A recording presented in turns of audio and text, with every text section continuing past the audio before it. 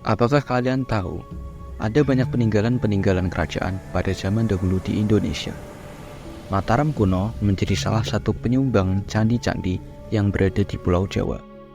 Salah satu yang terkenal adalah Candi Prambanan.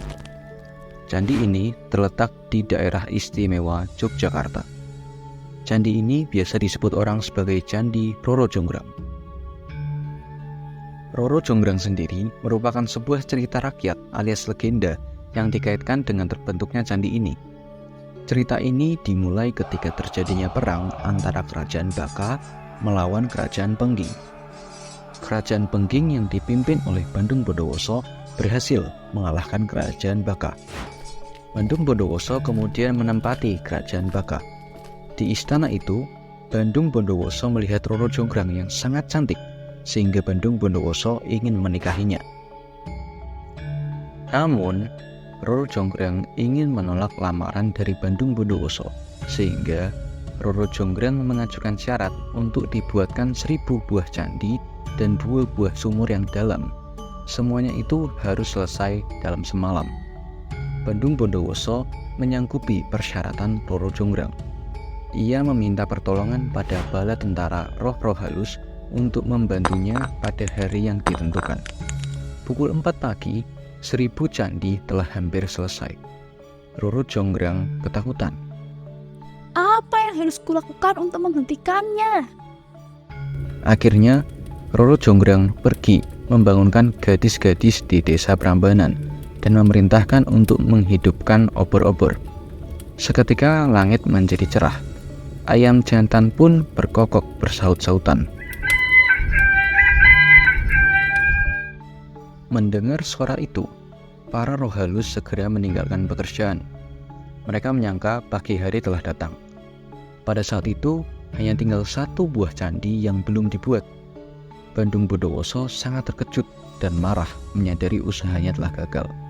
Sehingga, ia mengutuk Roro Jonggrang menjadi sebuah arca untuk melengkapi 999 candi menjadi 1000 candi. Batu arca Roro Jonggrang diletakkan di dalam ruang candi yang besar. Hingga kini, candi tersebut disebut dengan Candi Roro Jonggrang.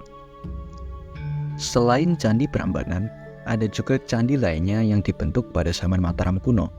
Antara lain, Candi Mendut, Candi Pawon, Candi Borobudur, Candi Gedong Songo, Candi Sewu, dan juga ada prasasti.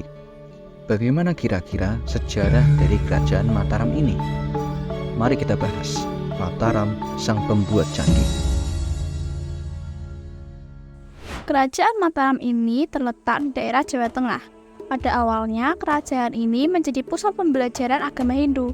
Setelah Sanjaya wafat dan digantikan oleh Rakai Panangkaran, yaitu anaknya, kemudian kerajaan Mataram terbagi menjadi 2, yaitu Wangsa Sanjaya memerintah Jawa Tengah bagian utara yang bercorak Hindu, dan Wangsa Syailendra memerintah Jawa Tengah bagian selatan yang bercorak Buddha.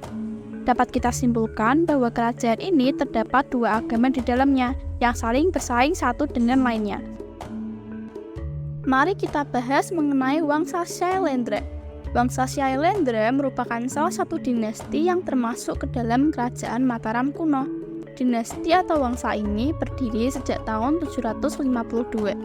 Candi Borobudur di Magelang merupakan salah satu peninggalan Wangsa Syailendra paling terkenal dan megah. Syailendra merupakan dinasti yang sangat berpengaruh dalam perkembangan agama Buddha Mahayana di wilayah ini. Dalam dinasti ini terdapat beberapa raja yang memerintah, mulai dari Sri Indrawarman, Wisnuwarman, Dharanindra, dan sampai pada Samaratungga. Terdapat 3 teori mengenai asal-usul Wangsa Syailendra, yaitu teori India, Funan, dan Nusantara. Wangsa Sanjaya. Dinasti Sanjaya berkuasa sejak tahun 732. Wangsa ini didirikan oleh Sanjaya yang sekaligus menjadi awal terciptanya kerajaan Mataram kuno. Berdasarkan prasasti Canggal, diketahui bahwa Sanjaya adalah penerus Raja Jawa sana. Salah satu peninggalan dari Wangsa Sanjaya adalah Candi Prambanan yang terletak di Yogyakarta. Menurut sejarah, Wangsa Sanjaya merupakan pemeluk agama Hindu Siwa. setelah Sanjaya, selanjutnya digantikan oleh Rakai Panangkaran, kemudian Rakai Panunggalan, Rakai Warak, Rakai Garung, Rakai Pikatan, dan seterusnya. Kerajaan Mataram yang terdiri dari dua wangsa terus mengalami persaingan. Saat Raja Samartungga dari dinasti Shailendra hendak turun tahta, ia memberikan tahtanya kepada anaknya Pramudya Wardani dan menikahkannya dengan Rakai Pikatan dari dinasti Sanjaya.